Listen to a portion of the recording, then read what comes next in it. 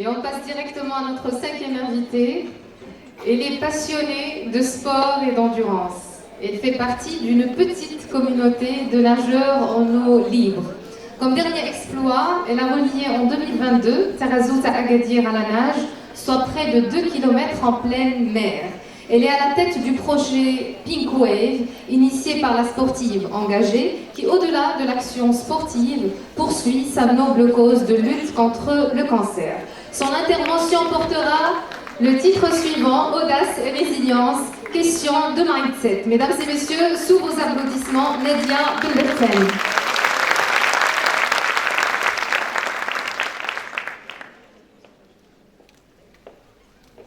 Je vais essayer de battre le record de Simon Njra en nombre de kilomètres qu'il a passé sur scène. Mais avant, je vous laisse avec une petite vidéo. Je voudrais vous emmener dans mon univers. Comme ça, vous comprenez un peu mon histoire et la rencontre avec l'océan.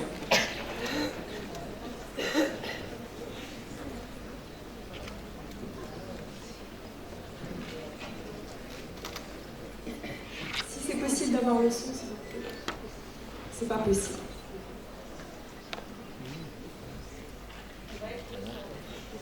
Je vais être le son, ok.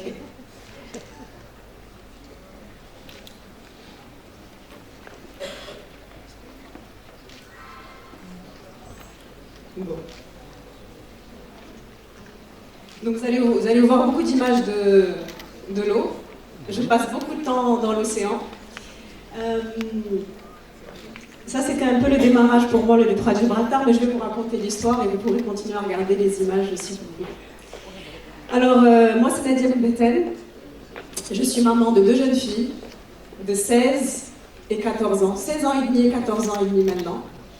Je dirige en fait la marque L'Engagement dans un groupe international qui a démarré au Maroc et qui rayonne aujourd'hui dans 17 pays. Et je suis une passionnée par l'océan. Et j'ai décidé à l'âge de 34 ans, donc comme quoi age is just a number, comme ça vient d'être dit, de commencer à me balader dans les océans. Et j'ai surtout, et jusqu'à maintenant, fait le choix de ne pas choisir entre ces 3 identités en fait qui font qui je suis aujourd'hui. Alors moi je suis née à Rabat, j'ai grandi à Rabat, et j'ai grandi avec le sport, j'ai pratiqué beaucoup de sport grâce à mon papa qui est dans la salle, et qui... Ma maman est là aussi, vous pouvez l'applaudir aussi, parce que c'est comme ça que je suis là. Donc j'ai grandi à Rabat, j'ai grandi avec le sport, et j'ai envie de dire, j'ai grandi surtout avec les valeurs du sport, mais ça je l'ai compris après. Et j'ai pratiqué différents sports, du tennis, du karaté, j'ai appris la discipline qui va avec, l'envie de gagner, l'envie de compétition saine, etc. Mais il y a un sport dans lequel j'ai pas réussi en fait à réellement m'introduire. Et j'étais inscrite dans un club, et donc tous les jours, je voyais, j'allais donc barboter dans l'eau un peu comme tout le monde. Et à 18h, la piscine fermait en fait pour les jeunes comme moi. Et il y avait les nageurs professionnels, les athlètes qui venaient pour s'entraîner. Et moi, je m'asseyais sur les gradins et je les regardais nager et s'entraîner. Donc je les regardais, je suis devenue amie avec certains. Je leur ai dit que c'était magnifique, c'est génial, comment ils nageaient, etc. J'ai découvert que je me débrouillais pas trop mal en fait en natation. Et malheureusement, je me suis dit non, je suis quasiment adolescente, c'est trop tard, et la natation, il faut commencer tôt. Et je suis restée sur les gradins. Je suis restée sur les gradins à les observer, puis le temps est passé, j'ai eu mon bac. Je suis allée à Casablanca pour faire mes études. J'ai mis le sport malheureusement un peu entre parenthèses. Ensuite, j'ai eu la chance de rentrer dans une multinationale américaine, donc j'étais à fond dans le boulot. Après, j'ai eu ma première fille, et donc je me suis dit, mon Dieu, comment je vais faire à fond dans le boulot, et maintenant j'ai ma fille. Et j'avais encore le sport qui était entre parenthèses. Heureusement, j'ai eu la chance de prendre plein de kilos quand je suis tombée enceinte, 18 kilos. Et ça m'a poussée à me remettre au sport, et je me suis dit, bon ben, je vais me mettre à courir. Dixit, la mode était à la course à pied, le semi-marathon. Je me suis dit, bon ben, pourquoi pas, moi aussi je vais me mettre au semi-marathon. J'ai tenté un premier semi-marathon, un deuxième, c'était sympa. Je suis tombée enceinte de ma deuxième fille. Et là, le courir, je ne pouvais pas, malheureusement. Et donc je me suis dit, bon, bah, je vais peut-être me remettre en fait, et me remettre en fait dans les bassins. et recommencer à nager parce que c'est doux, c'est bien pour les femmes enceintes, etc. Et en fait, quand je me suis remise à l'eau, c'est vrai que je l'ai fait surtout pour pouvoir me sentir bien et me préparer, etc. Mais je me suis rendu compte que j'étais bien en fait dans cet élément et que j'aimais nager, que c'était vraiment dommage en fait que j'avais complètement mis ça entre parenthèses. J'ai eu ma deuxième fille, ma Leïla, et là aussi pour une raison que je ne saurais pas expliquer, j'ai arrêté de nager et je me suis remise à courir. Et là c'était la mode des marathons. Et moi en fait j'ai un peu de naïveté dans mon approche en fait des choses. Je me suis dit bon bah si les gens courent des marathons, bah, moi aussi je vais essayer et pourquoi pas je vais essayer un marathon. Et j'ai couru mon premier marathon en 2012 et j'ai adoré en fait toute la phase de préparation, la discipline qu'il fallait, l'organisation, le fait de courir en groupe, le fait surtout d'accomplir en fait quelque chose. Et au bout de ces 3h56 où j'avais couru en fait ce marathon-là, je me suis dit, en arrivant, je me suis dit, mais en fait, tu aimes le sport d'endurance, ça c'est une évidence, mais souviens-toi, en fait, toi tu aimes nager et tu cours. Donc il y a quelque chose en fait à aller chercher. Et donc je me suis dit, bon bah je vais, de la même manière qu'il y a des épreuves de course à pied pour des amateurs comme moi, je me suis dit peut-être qu'il y a quelque chose dans la natation. Parce que jusque-là, pour moi, natation c'est Michael Phelps. Donc s'entraîner en piscine, les compétitions, etc. Et c'est là où j'ai commencé à chercher et j'ai découvert en fait qu'on pouvait nager dans des lacs, qu'on pouvait nager dans des rivières, qu'on pouvait nager 1 kilomètre, qu'on pouvait nager 10, 20, 30, 40, 100 et surtout qu'on pouvait nager entre des continents. Et c'est là où j'ai découvert qu'on pouvait nager en fait traverser le détroit de Gibraltar. Et là je me suis dit, mon Dieu, vous imaginez commencer en Espagne et arriver au Maroc, dans mon pays, en pratiquant ma passion. Et je me suis dit, ben, c'est ça que j'ai envie de faire. J'y connaissais absolument rien à l'eau libre, à cette discipline. Moi, pour moi, nager, c'est avec les petits carreaux, la piscine, les repères, etc. Et donc, évidemment, qu'est-ce que je fais? Je vais sur Internet. Et donc, je commence à chercher. Et je trouve qu'il y a une association mondiale de l'eau libre. Et donc, je décide d'écrire au président et de lui exposer mon cas. Et donc, je lui ai écrit, je sors mon anglais le plus parfait possible. Et je lui dis, voilà, je suis une jeune femme de Casablanca, je suis maman, j'ai un poste de responsabilité en tant que manager, j'ai jamais nagé plus de 3 km en natation de ma vie, je ne nage jamais en mer, mais j'ai envie de traverser le détroit de Gibraltar.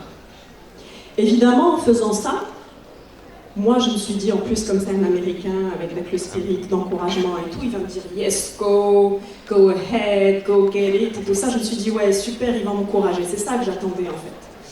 Et là, il me répond, Steven Mounatounes, il s'appelle, il me répond, il me dit, ok, c'est bien de vouloir traverser le détroit de Gibraltar, mais si vous nagez que 3 km, que vous nagez jamais en mer, ben, peut-être qu'il faut penser à faire autre chose, rester dans la course à pied.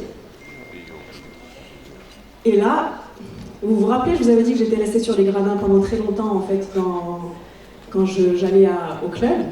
Ben là, je me suis dit, en fait, j'ai revu cette image et je me suis dit, mais qu'est-ce que je fais? Est-ce que j'écoute l'expert, le gourou de l'eau libre qui me dit, va faire autre chose, et je reste encore une fois dans les gradins?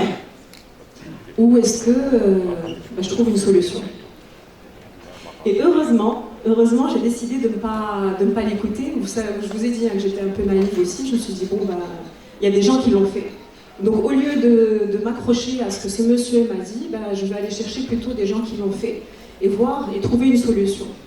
Et surtout, je me suis rendu compte, et pour moi ça a été ma première leçon, alors j'avais 34 ans, j'ai mis du temps à comprendre, mais du haut de mes 34 ans, je me suis dit, mais en fait, pourquoi est-ce que tu cherchais la permission et tu cherchais à ce que ce monsieur, en fait, croie en toi? Si toi, avec ton message un peu hésitant, et tu cherchais, en fait, finalement une permission, on ne peut pas te renvoyer autre chose. Et donc, la première, en fait, qui devait avoir confiance en moi, c'était moi-même.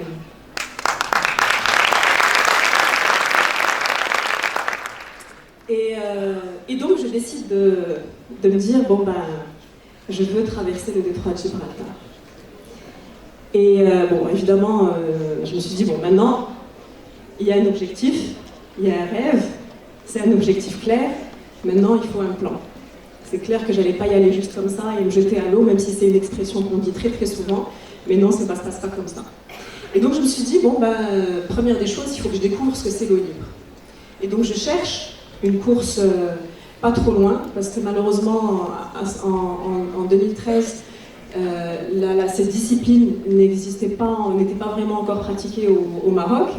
Et donc je cherche en fait pas très loin, en Espagne, une distance qui soit un peu plus challenging que les 3 km que je faisais en piscine, et suffisamment longue pour justifier que je prenne un billet d'avion quand même. Et je m'inscris à 6 km en Espagne pour tester en fait, et essayer de comprendre ce que c'est l'eau libre véritablement. Et donc j'y vais, et là je trouve une communauté. J'arrive, je trouve plein de gens avec les t-shirts, moi j'ai fait 30 km, moi j'ai fait 10, etc.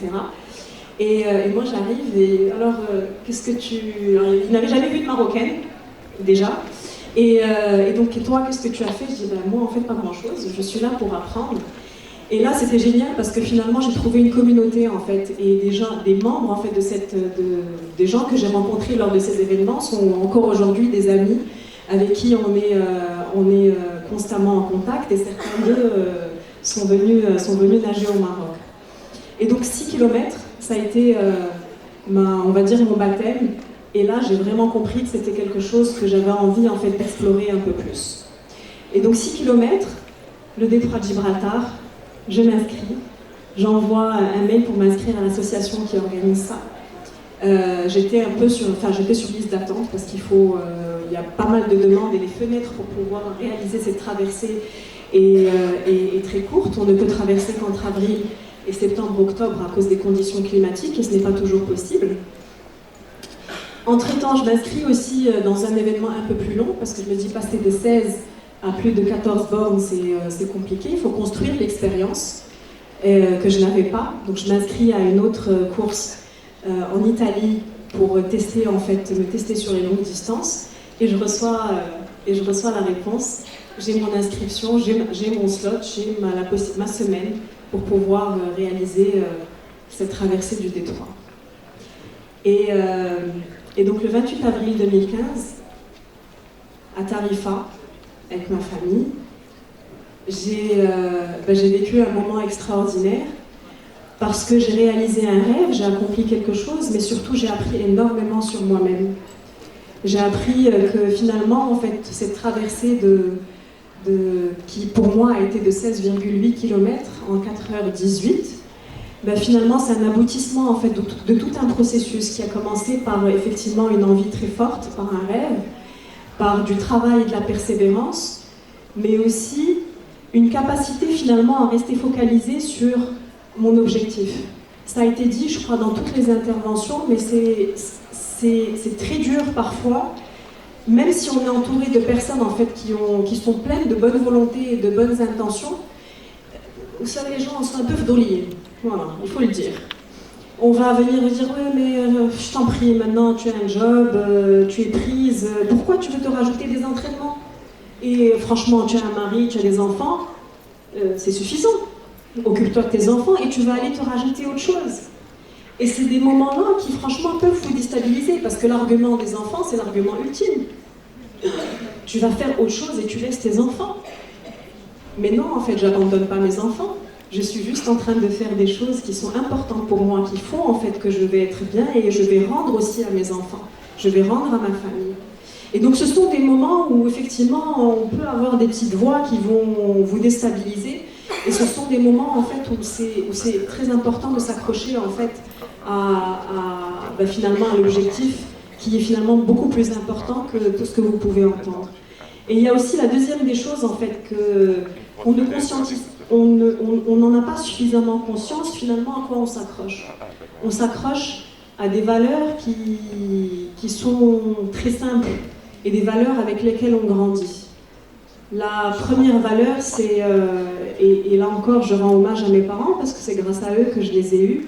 La première valeur, c'est quand on veut quelque chose, on travaille pour. Ça a été dit dans toutes les interventions. C'est simple, ça peut paraître basique, anodin, mais franchement, il n'y a pas d'autre recette. Quand on veut quelque chose, ben, on travaille pour. Et la deuxième des choses, c'est qu'il faut savoir, alors je n'aime pas trop parler des sacrifices, mais c'est important de aussi faire preuve d'abnégation. Quand on a vraiment envie de quelque chose, ben, on est obligé de laisser de côté, en tout cas momentanément, d'autres choses pour un objectif qui est beaucoup plus important. Et donc le 28 avril 2015, j'ai eu ce privilège parce que on ne traverse pas en fait le détroit comme ça, mais on lui demande l'autorisation de le laisser, de vous laisser le traverser. Et donc j'ai eu ce privilège-là, et en fait ça a ouvert finalement un monde auquel je ne m'attendais absolument pas. Et c'est vrai que c'était beaucoup d'efforts, de l'abnégation, beaucoup de travail, mais au bout du compte, en fait, ce que j'ai reçu après a été énorme.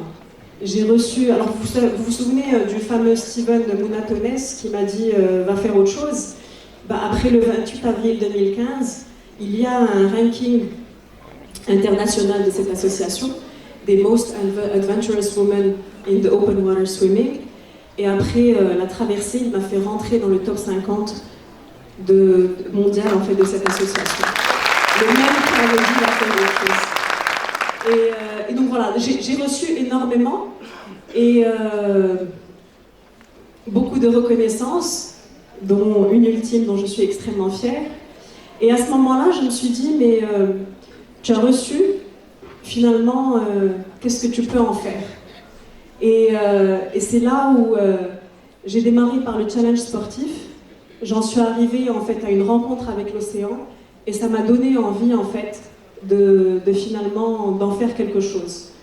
Et c'est là où je voudrais terminer sur la dernière en fait traversée que j'ai réalisée. Ça m'a donné envie en fait de rendre et de partager ce qui m'a été donné. Et donc je fais partie d'un certain nombre de réseaux justement d'empowerment des jeunes filles, parce que je pense que c'est extrêmement important de pouvoir s'entraider et d'apporter du support aux plus jeunes. Et puis l'année dernière, j'ai aussi décidé avec un collectif d'amis et de partenaires, on a créé en fait une initiative qu'on a appelée Pink Wave. Pink Wave pour créer en fait une vague d'espoir en support à toutes les personnes qui se battent contre le cancer. À la base, c'était une initiative que j'avais fait une promesse lorsque j'ai appris le décès d'une tante des suites d'un cancer. J'avais dit en fait pour lui rendre hommage, je nagerai entre Tarazout et Agadir. Et en discutant avec ses amis, je me suis dit finalement peut-être qu'on peut pousser les choses un peu plus et en faire quelque chose d'utile.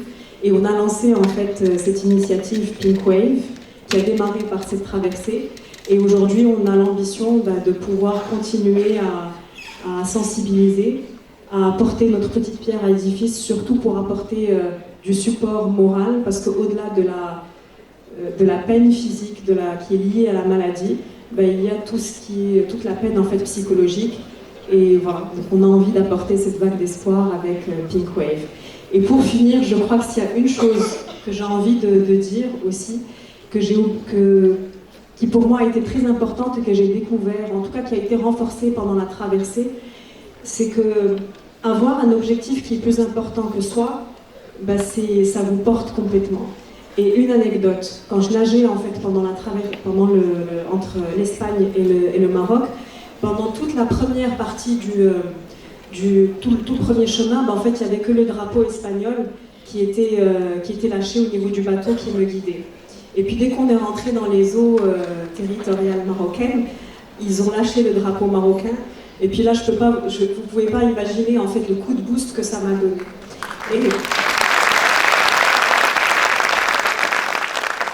Et c'est quelque chose qui fait partie de mon identité. Je me suis rendu compte à quel point c'était quelque chose d'important pour moi. Et à quel point c'était important pour moi aussi de pouvoir donner et rendre à ce pays en fait qui m'a fait et qui continue à m'accueillir. Merci. Merci beaucoup, Madame Nadia Abdelbatem. Ce boost, on l'a reçu, il est contagieux.